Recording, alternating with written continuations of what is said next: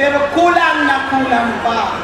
Marami pang dapat kasuhan at ikulong, lalo na yung mga mastermind ng korupsyon, yung mga big fish.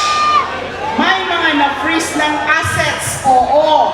May mga nagbalik ng nakaw na yaman, pero mukhang isa pa lang. Tingi-tingi lang. Hindi pwede magnakaw ng bilyon-bilyon, tapos barya lang ang isa sa uli. Sinong niloloko nyo? Maniniwala lang kami kung ibabalik nyo lahat ng ninakaw ninyo. Marami pang dapat tugisin. Marami pang dapat bawiin. Bilis-bilisan naman ng gobyerno. Meron ding naglalabas na mga revelasyon.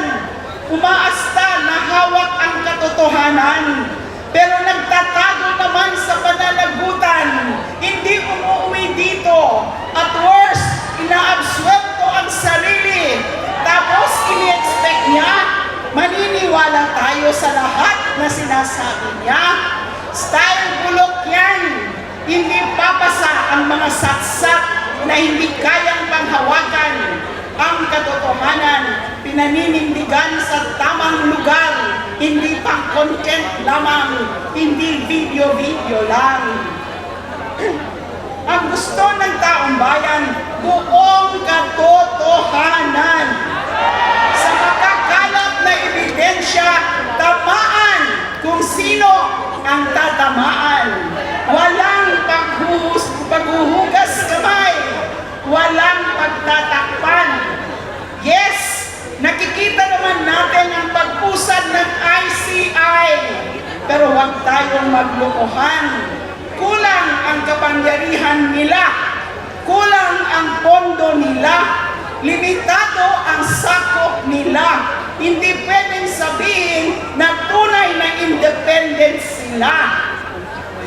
Yung batas na magpapalakas sa kanila, ano na?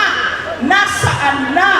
Huwag niyong i-dribble ang ICAIC law. ICAIC, Independent Commission Against Infrastructure Corruption. Sige nga, sumigaw po tayo, ICAIC, ngayon na!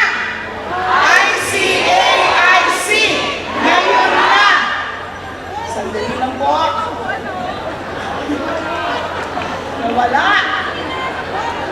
Yes! Yung batas. So, yung ICAIC, ano bang hinihintay ng Pangulo? Bakit ayaw i-certify na urgent? Itutulad nyo ba yan sa anti-dynasty na inabot ng ilang dekada? Walang dahilan para patagalin pa ang mga batas na yan. Pera na lang kung kayo mismo ang mga ayaw ay may ayaw at natatakot na may sa batas ang mga yan. Malinaw, hindi lalabas ang buong katotohanan kung patago ang mga galawan, kung tingi-tingi ang diskarte. ICI, BICAM, mag-livestream na kayo. Bakit hindi pa kayo nagla-livestream?